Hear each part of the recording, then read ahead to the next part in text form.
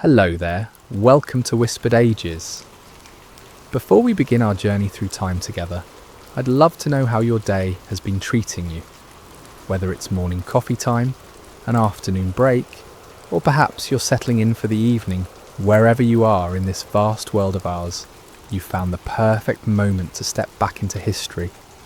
If you're enjoying these stories from the past, please consider subscribing to Whispered Ages for more tales of civilizations lost and found.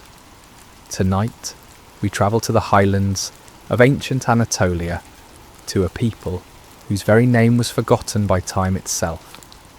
This is the story of the Hittites, an empire that once stood shoulder to shoulder with the pharaohs of Egypt, yet vanished so completely that for 3,000 years they existed only as mysterious references in ancient texts. Settle in as we uncover the rise and fall of one of history's most remarkable forgotten empires, Central Anatolia, circa 1700 to 1400 BCE. The morning mist clung to the valleys of Central Anatolia as Labana I stood atop the hill that would one day hold the mighty walls of Hattusa. Below him stretched a landscape of scattered settlements, each jealously guarding its independence, each vulnerable to the raiders who swept down from the northern mountains or up from the southern plains. But Labana saw something different in this fractured land. He saw unity waiting to be born. The year was approximately 1680 BCE, and the world was a tapestry of emerging powers. In the south, the great cities of Mesopotamia continued their ancient dance of conquest and commerce. To the southwest, Egypt was entering a period of unprecedented wealth and expansion. But here, in the Anatolian highlands, something new was stirring. Labana was not originally from these lands. His people, the Hittites, were part of the great migration of Indo-European speakers who had been spreading across the ancient world for centuries. They had arrived in Anatolia to find an established people called the Hatti, skilled in metalwork and blessed with knowledge of the local terrain. Rather than simply conquering and displacing these indigenous people, the Hittites did something remarkable for the ancient world. They adapted. The fusion was not immediate, nor was it always peaceful. Villages burned, warriors fell, and families fled in the darkness of night. But gradually, through a combination of military prowess and cultural flexibility, the Hittites began to absorb Hattian customs, gods, and even administrative practices. They learned to work the iron deposits that were scattered throughout their mountain homeland, developing techniques that gave them weapons superior to the bronze implements used by most of their contemporaries. Labana's genius lay not just in his ability to conquer, but in his capacity to organise. Where previous warlords had been content to raid and retreat, he established permanent garrisons. Where others had ruled through fear alone, he offered incentives for loyalty. Craftsmen who submitted to his rule found their skills valued and their workshops protected. Merchants discovered that the roads under Hittite control were safer than they had been in generations. The process of unification took decades. City-states that had maintained their independence for centuries did not surrender easily. The siege of Purushanda lasted 3 years, with both sides employing every technique of ancient warfare. Great earthworks were raised, undermining operations carved secret tunnels beneath defensive walls, and the latest innovations in siege engines were deployed. When the city finally fell, Labana made another decision that would characterise Hittite rule for centuries to come. Rather than destroying Purushanda utterly, he incorporated its surviving defenders into his own army and its craftsmen into his growing administrative apparatus. By 1650 BCE, the basic structure of what would become the Hittite Empire was taking shape. Hattusa, the capital, was growing from a modest hilltop settlement into a proper city. The location had been chosen with care. Situated on defensible high ground, but close to important trade routes, it commanded the surrounding valleys, while remaining accessible to merchants and diplomats. The earliest palace complex was modest by later standards, but it already displayed the architectural innovation that would become a Hittite trademark. The Hittites were quick to adopt and adapt technologies from their neighbours. From Mesopotamia, they learned the art of cuneiform writing, though they adapted it to record their own Indo-European language. From the Assyrians, they acquired techniques for training horses and manufacturing chariots, but in each case they improved upon what they learned. Hittite chariots were lighter and more manoeuvrable than their Mesopotamian counterparts. Their cuneiform tablets, when archaeologists finally deciphered them millennia later, revealed a more sophisticated legal system than existed in most contemporary societies.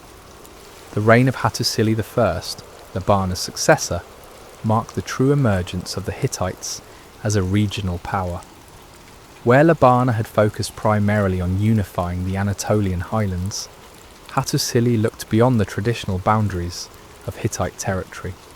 His armies pushed south into Syria, bringing them into contact with the established powers of the ancient Near East for the first time.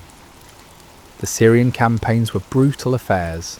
Cities that had prospered under Mesopotamian protection suddenly found themselves facing warriors who fought with iron weapons and moved with a speed that Bronze Age armies had never encountered. Al-Lalak fell after a siege that lasted only 2 months. Babylon itself, the ancient seat of Hammurabi's empire, trembled as Hittite scouts were reported within a day's march of its walls. But Hattusili's ambitions ultimately exceeded his resources. The supply line stretching from Anatolia to Syria proved vulnerable to attack, and maintaining garrisons in conquered territories strained the kingdom's manpower. After several years of costly campaigns, a compromise was reached. The Hittites would retain control of key strategic points in northern Syria, but they would not attempt to hold territory deep in Mesopotamia. This early phase of expansion taught the Hittites lessons that would serve them well in later centuries. They learned the importance of diplomacy as well as military might. They discovered that ruling conquered peoples required different skills than conquering them. Most importantly, they developed the administrative systems that would allow them to govern an empire stretching across multiple cultures and languages. The kingdom that emerged from these early centuries of growth was unlike anything else in the ancient world. At its heart was Hattusa, now protected by massive stone walls and gates that represented some of the finest military architecture of the Bronze Age. The famous Lion Gate, with its carved stone guardians, proclaimed Hittite power to anyone approaching the capital. Within the walls, a complex of palaces, temples, and administrative buildings housed the growing bureaucracy that governed Hittite territories. The Hittite army of this period was perhaps the most technologically advanced force in the ancient world. Their mastery of ironworking gave them superior weapons, while their innovations in chariot design provided them with unprecedented mobility on the battlefield. But technology alone did not account for their success. The Hittites developed tactical innovations that maximized the effectiveness of their equipment. Their chariots were used not as individual fighting platforms, as was common elsewhere, but as coordinated units that could execute complex maneuvers on the battlefield. Perhaps most remarkably, the Hittites were among the first ancient peoples to develop what we might recognise as professional diplomatic corps. As their territory expanded and they came into contact with more established powers, they discovered that negotiation could often achieve what military force could not. Hittite kings began to correspond regularly with their counterparts in Egypt, Babylon, and Assyria. These letters, preserved on cuneiform tablets, reveal a sophisticated understanding of international relations. The religious life of the Hittites during this period reflected their cultural adaptability. Rather than imposing their own gods upon conquered peoples, they added local deities to their pantheon. The result was a religious system of remarkable complexity, with over 1,000 gods receiving official recognition.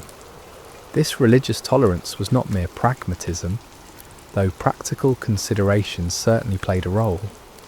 The Hittites genuinely believed that gods were tied to specific places and peoples, and that conquering a territory meant assuming responsibility for its spiritual well-being as well as its material prosperity.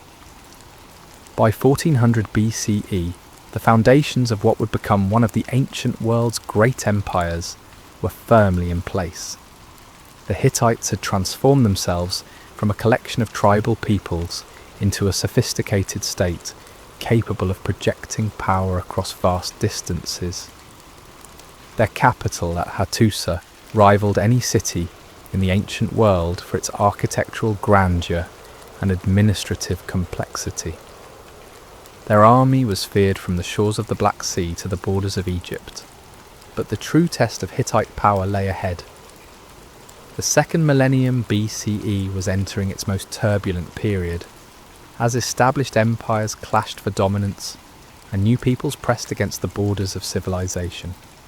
The Hittites had built a strong foundation, but whether it could support the weight of empire remained to be seen. The height of Hittite power, circa 1400 to 1250 BCE.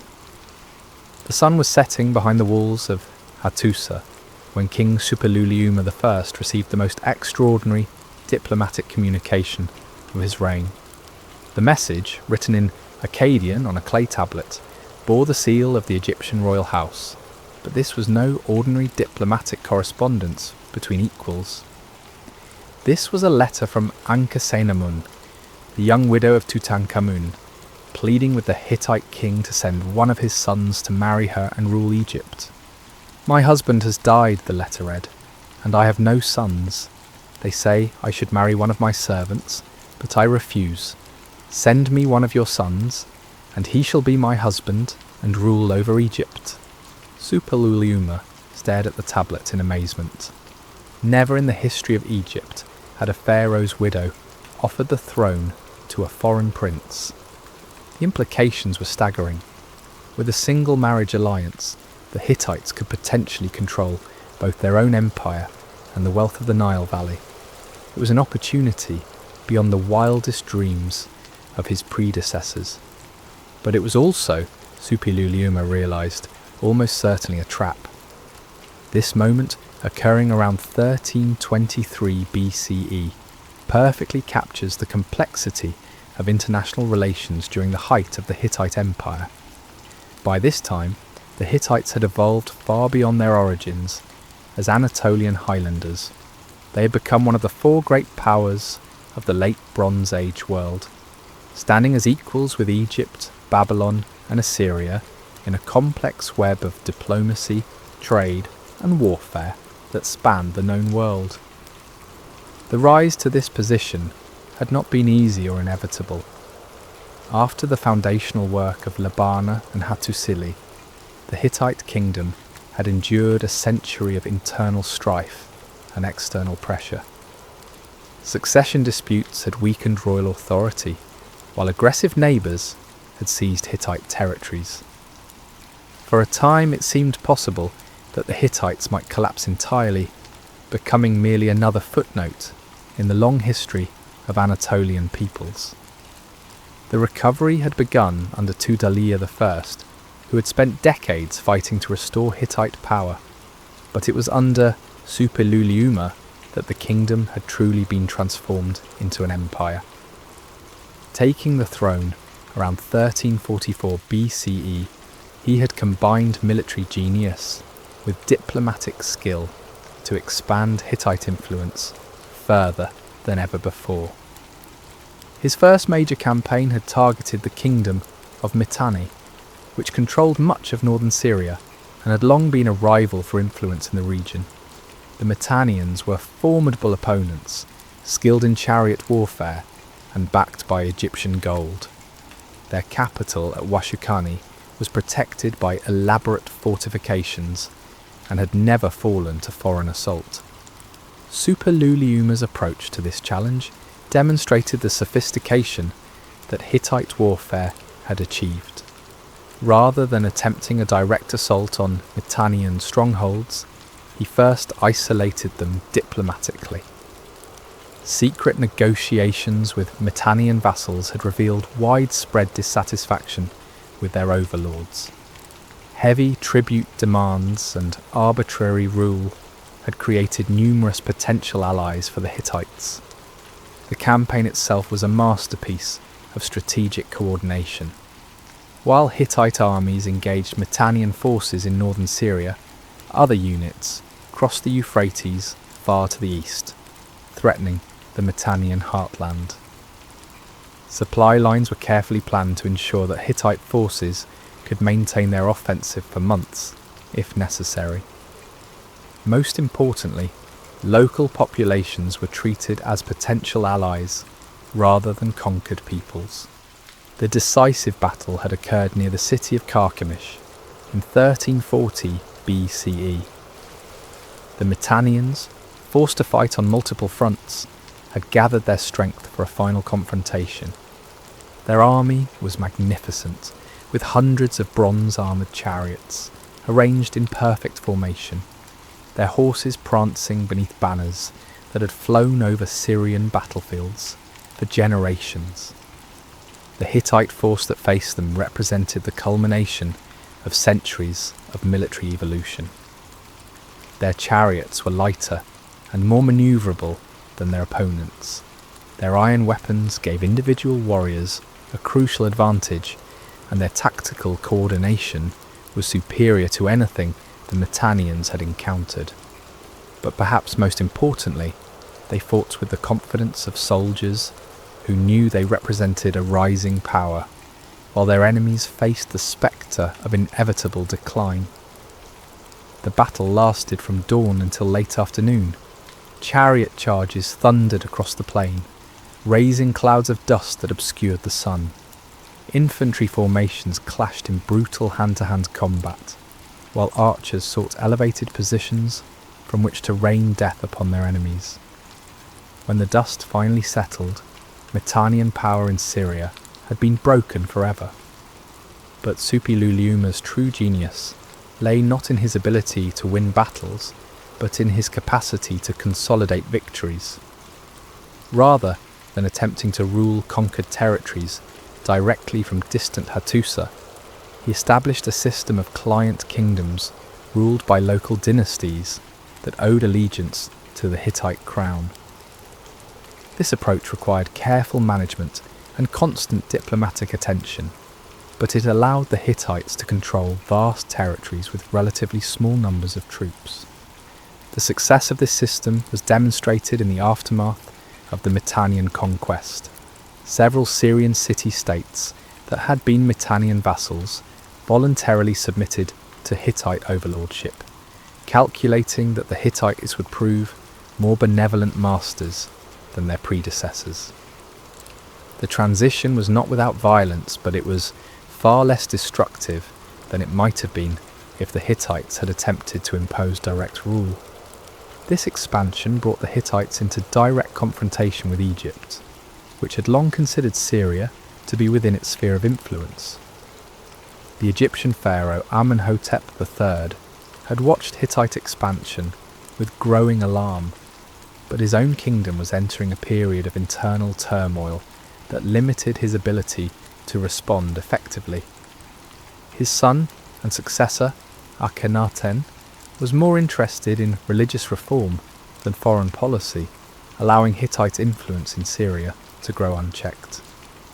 It was during this period of Egyptian weakness that Ankhesenamun's extraordinary letter had arrived. Superluliuma's advisors were divided on how to respond.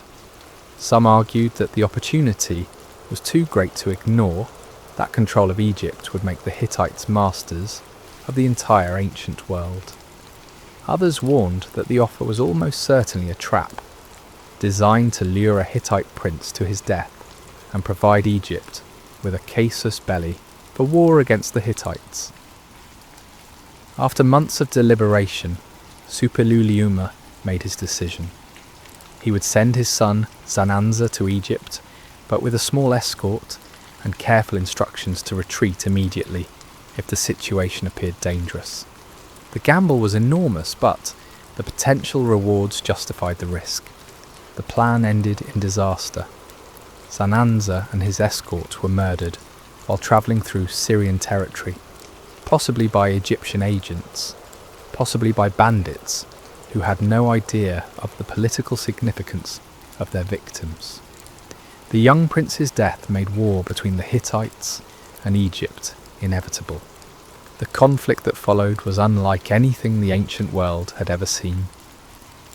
Both empires committed unprecedented resources to the struggle, recognizing that the outcome would determine the balance of power in the Near East for generations to come. Egyptian armies marched north through Palestine and Syria, while Hittite forces moved south from their strongholds in Anatolia. The decisive confrontation came in 1274 BCE at the city of Kadesh on the Orontes River. By this time, Suppiluliuma was dead, and the Hittite forces were commanded by his son Muwatalli II. The Egyptian army was led by the young pharaoh Ramses II, who had staked his entire reign on achieving a decisive victory over the Hittites.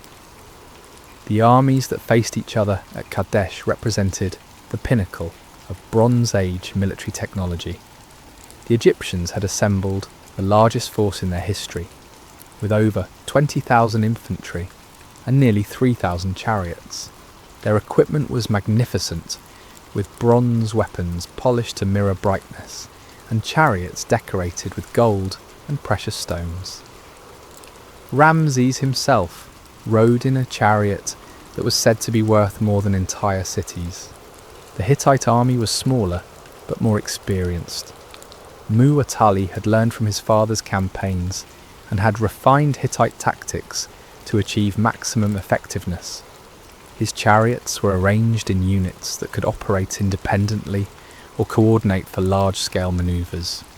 His infantry included both regular troops and contingents from allied kingdoms, creating a force that was both diverse and unified in purpose. The battle itself was a testament to the complexity of ancient warfare. It began before dawn with skirmishing between advance units, escalated into a series of massive chariot charges that shook the earth and culminated in a confused melee that lasted until sunset. Both sides displayed remarkable courage and skill, and both suffered devastating casualties. When the fighting ended, neither side could claim a clear victory. The Egyptians had failed to break Hittite power, but the Hittites had been unable to drive the Egyptians from Syria entirely. Both armies had been so badly mauled that continuing the campaign was impossible. As night fell over the battlefield of Kadesh, it was clear that the war had reached a stalemate. The aftermath of Kadesh demonstrated the sophistication that ancient diplomacy had achieved.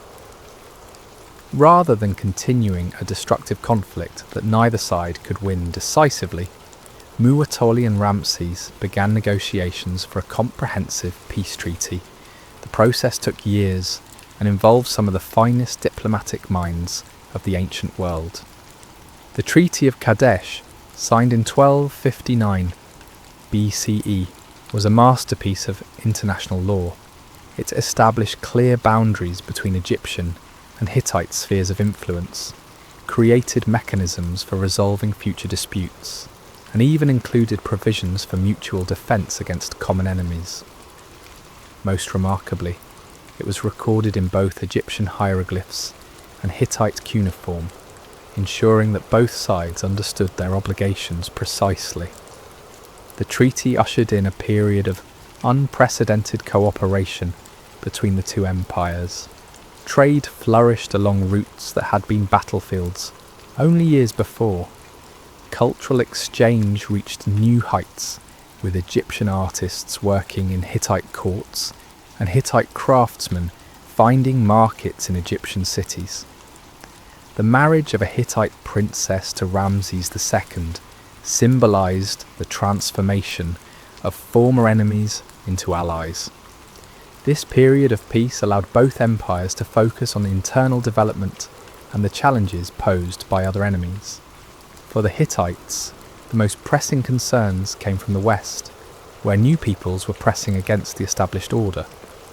The Mycenaean Greeks had begun expanding their influence in western Anatolia, while mysterious raiders from the sea were threatening coastal settlements.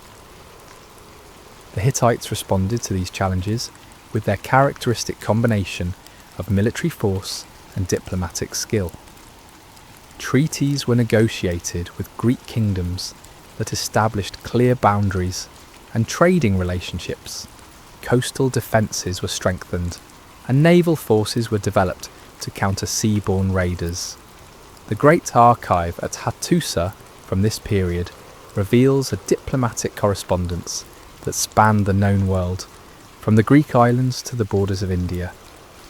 But perhaps the most significant development of this period was the evolution of Hittite administrative systems. Governing an empire that stretched from the Black Sea to the borders of Egypt required unprecedented organisational sophistication.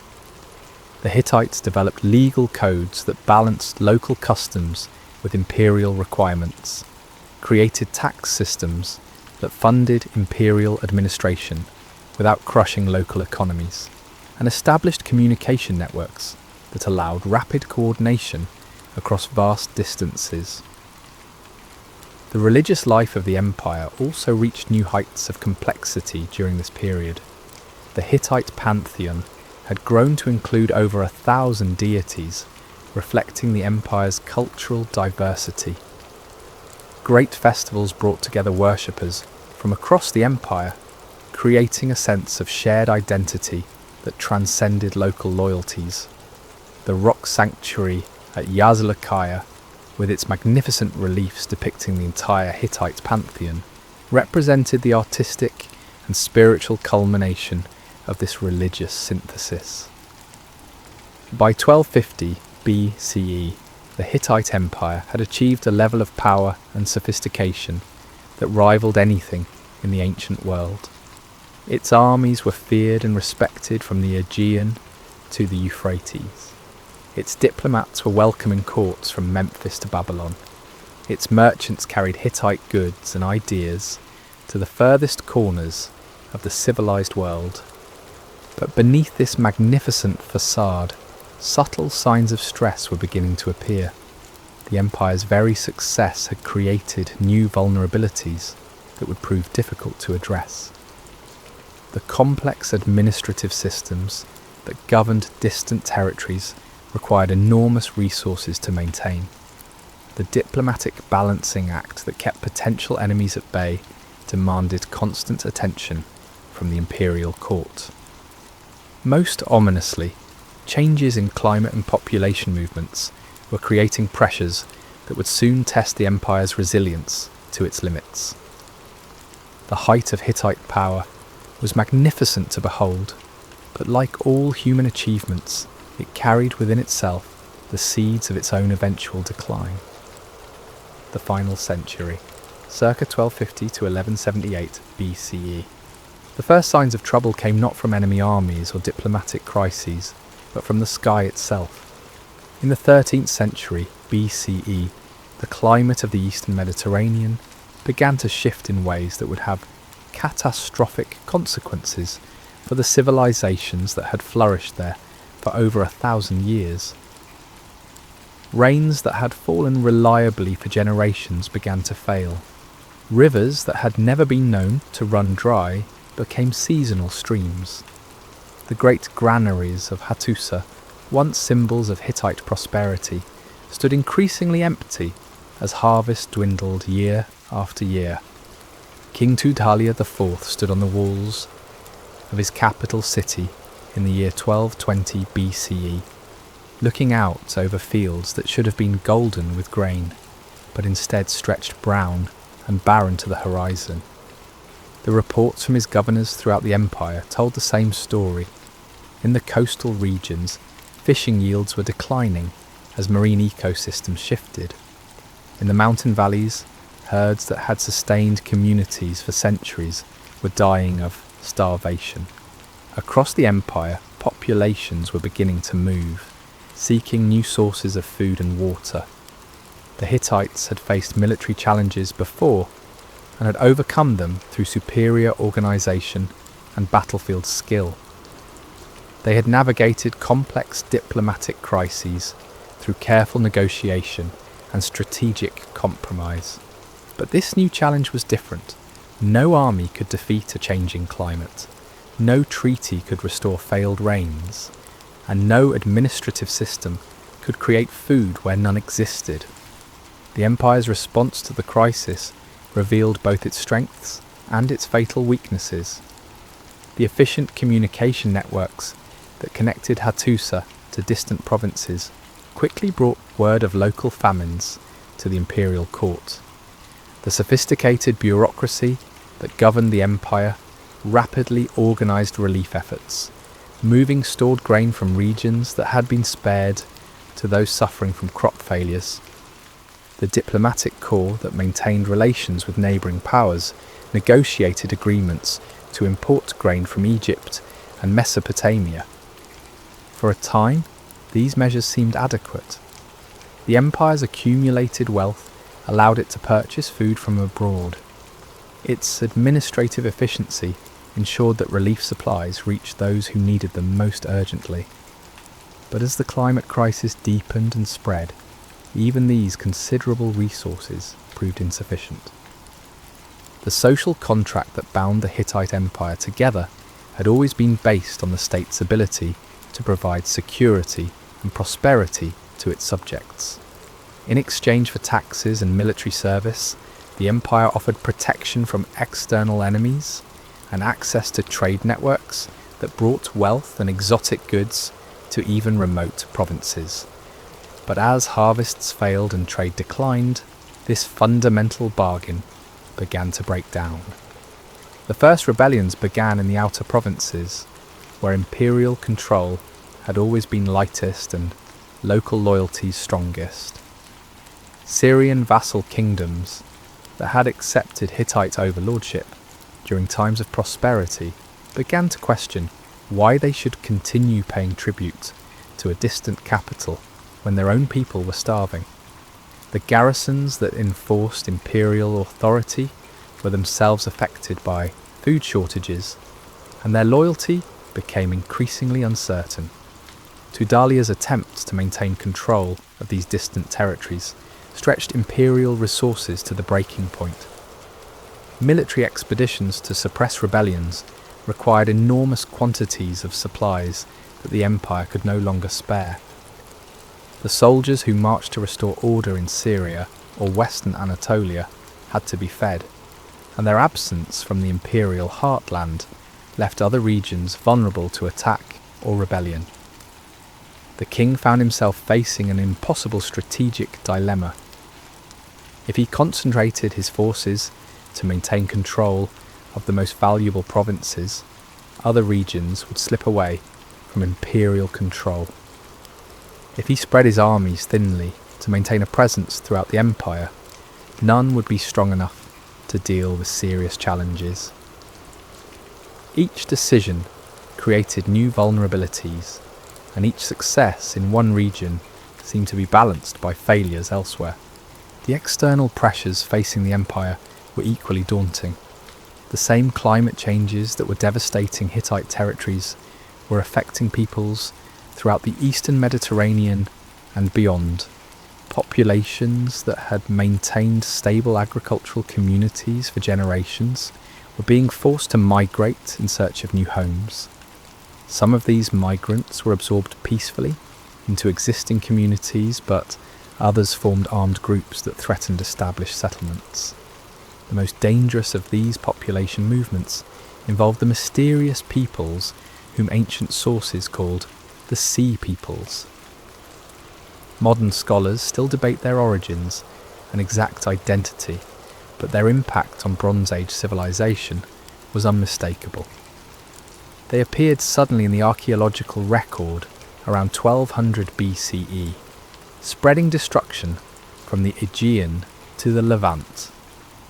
Their attacks were not random raids, but coordinated campaigns that suggested sophisticated organisation and clear strategic objectives. The Sea People's methods of warfare were unlike anything the established powers had encountered. They combined naval mobility with land-based tactics, allowing them to strike suddenly at coastal settlements and then disappear before defensive forces could respond. Their equipment and fighting techniques suggested influences from multiple cultures, indicating that they were not a single ethnic group but rather a confederation of displaced peoples united by desperation and opportunity. When the Sea Peoples first appeared in waters off the Hittite coast, Tudhaliya's initial response was to treat them as just another group of raiders who could be dealt with through conventional military action. Coastal fortifications were strengthened, naval patrols were increased, and diplomatic warnings were sent to neighbouring kingdoms about the new threat. But as reports of Sea People's activities accumulated, it became clear that this was no ordinary challenge. The attackers seemed to have detailed knowledge of local conditions and defensive arrangements. Their raids were timed to coincide with local harvest seasons, when defensive forces were dispersed and storehouses were full. Most disturbing of all, they appeared to have allies or sympathisers within some of the communities they attacked. Fortified positions that should have been impregnable fell with suspicious ease, and enemy forces seemed to have advanced knowledge of defensive plans. The growing realisation that the empire faced enemies, both within and without, created a climate of suspicion and paranoia that further weakened imperial cohesion. Local governors found their loyalty questioned by the imperial court, while the court itself became convinced that treachery was everywhere. Tudhaliya instituted harsh measures to ensure loyalty, but these often had the opposite effect, driving previously loyal subjects into active opposition.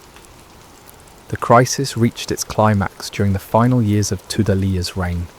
A confederation of Sea Peoples and displaced Anatolian tribes launched a coordinated assault on the Hittite heartland itself. Unlike previous attacks on distant provinces, this strike threatened the very core of imperial power. The attackers demonstrated sophisticated intelligence about Hittite defensive arrangements and struck at precisely the moment when the imperial army was dispersed on multiple fronts. The siege of Hattusa that followed was unlike anything in the city's long history.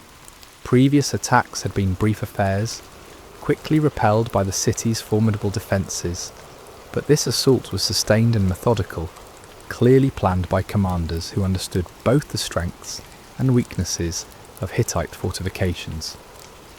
The attackers established permanent camps around the city and began a systematic campaign to starve the defenders into submission.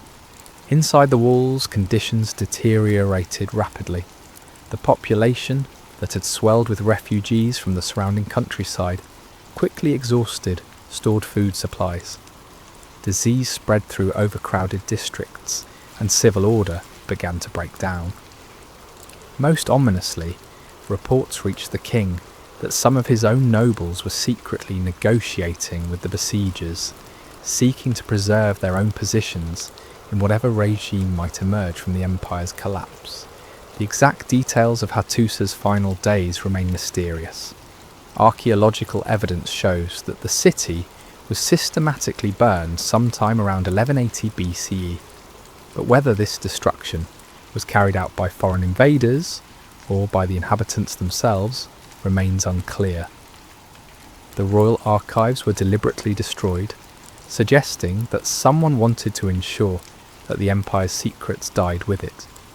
The great temples were stripped of their treasures, and the massive fortifications that had protected the city for centuries were systematically dismantled. What is certain is that when the destruction ended, the Hittite Empire had ceased to exist. The administrative systems that had governed territories from the Black Sea to the Mediterranean collapsed almost overnight. The trade networks that had carried Hittite goods throughout the ancient world were severed. The diplomatic correspondence that had connected Hattusa to courts throughout the known world simply stopped. The disappearance of the Hittites was so complete that within a few generations their very existence had been largely forgotten. The territories they had ruled were occupied by new peoples who had no memory of previous rulers. The languages they had spoken ceased to be written and eventually died out entirely. The gods they had worshipped were replaced by new deities who commanded the loyalty of new populations. Some survivors undoubtedly escaped the general catastrophe.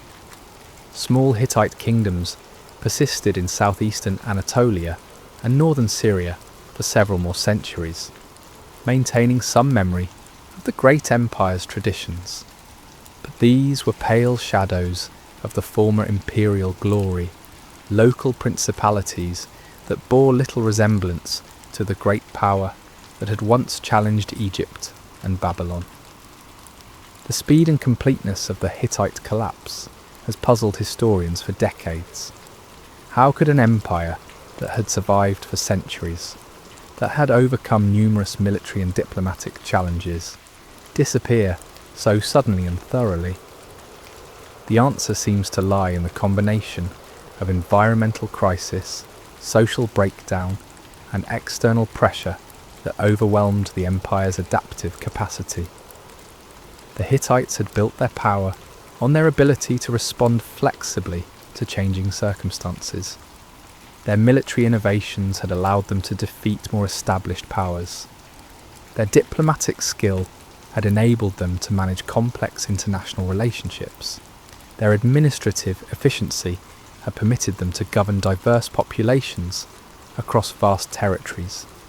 But all of these adaptations had been responses to political and military challenges. When faced with environmental changes that undermined the fundamental basis of their society, the empire's sophisticated systems proved inadequate. The climate crisis had not only reduced the empire's economic resources, but had also triggered population movements that destabilized the entire region. The administrative systems that had efficiently governed stable populations proved unable to cope with massive refugee movements and social upheaval. The military forces that had defeated organised armies were less effective against the guerrilla tactics employed by desperate migrants. The diplomatic networks that had maintained peaceful relations between established kingdoms could not function when those kingdoms themselves were collapsing. Perhaps most fatally, the empire's very success had created vulnerabilities that became critical weaknesses during the crisis. The concentration of wealth and population in major cities like Hattusa had created magnificent centres of civilization, but it had also created targets that were difficult to defend and catastrophic to lose. The efficient communication systems that had allowed rapid coordination across the empire also meant that bad news and panic could spread just as quickly as administrative orders. The cultural synthesis that had united diverse peoples under Hittite rule proved fragile when the empire could no longer deliver the prosperity and security that had made that unity attractive. By 1178 BCE, the last vestiges of Hittite imperial power had vanished. The great gates of Hattusa stood empty, their carved lions gazing out over abandoned streets. The cuneiform tablets that recorded the empire's laws, treaties, and administrative decisions lay buried under the rubble of collapsed buildings. The very memory of the people who had once ruled from the Aegean to the Euphrates, began its long journey into oblivion. For over 3,000 years, the Hittites would remain forgotten, remembered only in scattered references in biblical texts and Egyptian inscriptions. Their magnificent capital would become a ruin of stones whose builders were unknown.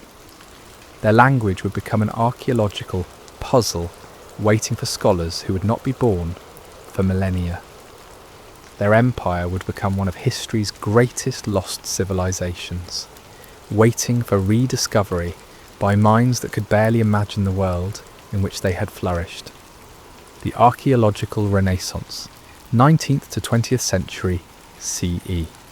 The morning sun cast long shadows across the barren hills of central Anatolia as Charles Texier guided his horse along the ancient caravan route that wound through the valley below Boaz-Calais. It was March 1834, and the French archaeologist was nearing the end of a long journey through the Ottoman Empire, documenting ancient ruins and making notes for the scholarly papers he hoped would establish his reputation back in Paris. He had already visited the better-known sites around Ankara and was now exploring the more remote regions where local villagers spoke of old stones and mysterious carvings. What Texier discovered that day would eventually revolutionise our understanding of the ancient world, though he himself had no idea of the significance of his find. Scattered across the hillsides were massive stone blocks, clearly the remains of ancient fortifications. Gates carved with strange figures stood partially buried in centuries of accumulated soil. Most intriguingly, fragments of inscribed stones bore writing in an unknown script that bore no resemblance to any ancient language Texier recognised.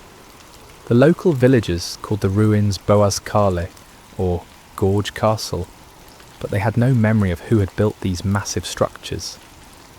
Turkish and Kurdish families had lived in the region for centuries, but their oral traditions contain no stories about the ancient builders. The ruins were simply part of the landscape, useful primarily as sources of building stone for more recent construction projects. Texier made careful drawings of what he saw and collected samples of the inscribed stones, but he left Boaz-Calais with more questions than answers. His subsequent publications described the ruins as possibly belonging to the ancient city of Tavium, mentioned by Roman authors as a Galatian settlement. It was a reasonable guess based on the limited information available, but it was completely wrong. The ruins that Texier had documented were far older and far more significant than anyone in the 19th century could have imagined. For the next 70 years, the ruins at Boaz-Calais remained an archaeological puzzle. Other travellers visited the site and added their own observations, but no one could definitively identify the builders or decipher the mysterious inscriptions. Some scholars suggested connections to the Assyrians or Babylonians, while others proposed that the ruins were Roman or Byzantine. The strange hieroglyphic writing found on some stones was particularly puzzling, resembling Egyptian hieroglyphs in some ways, but clearly representing a different language entirely. The breakthrough came in 1906 when Hugo Winkler arrived at Boaz-Calais and began excavating. His team immediately uncovered thousands of cuneiform tablets in royal archives. These tablets revealed diplomatic correspondence between Hittite rulers and the pharaohs of Egypt, proving this was no minor kingdom but a great empire. The tablets contained copies of the Treaty of Kadesh between the Hittites and Ramses II, the same treaty found in Egyptian temples. Scholars realised they had rediscovered one of the ancient world's four great powers.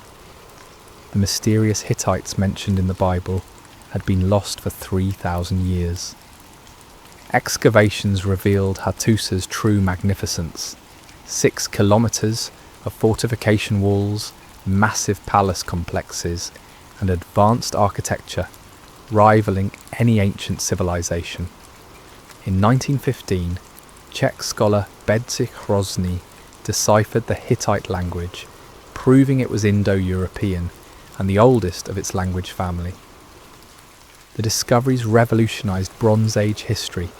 The Hittites weren't just another forgotten people, but master diplomats who maintained correspondence across the known world. Their legal system protected women and slaves in unprecedented ways. Their religious tolerance created a pantheon of over 1,000 gods. Their iron technology and chariot innovations gave them military superiority. Modern excavations continue revealing new aspects of their sophisticated civilization. Advanced metallurgy, complex agriculture, and extensive trade networks paint a picture of remarkable achievement. The Hittites pioneered diplomatic practices still used today and demonstrated how cultural diversity could strengthen rather than weaken an empire. From Labana's first dreams of unity in Anatolia to Suppiluliuma's correspondence with Egyptian queens, from the burning of Hattusa to Winkler's excavations, the Hittite story spans 3 millennia. They achieved immortality through rediscovery, proving that even the most complete historical defeats aren't final. Today, the Lions of Hattusa still guard their gates as tourists and scholars pay homage to the forgotten empire that is forgotten no more. Their legacy lives on in museums worldwide, ensuring these remarkable people will never again disappear from human memory. The Hittites remind us that history is never truly finished, that every generation must rediscover the past, and that the ancient world still holds surprises for those who seek them. The whispered ages have given up their secrets. The Hittites have reclaimed their rightful place among the great civilizations of antiquity, teaching us that human ambition and achievement can survive even the deepest oblivion. Thank you for joining us on this journey through time with Whispered Ages.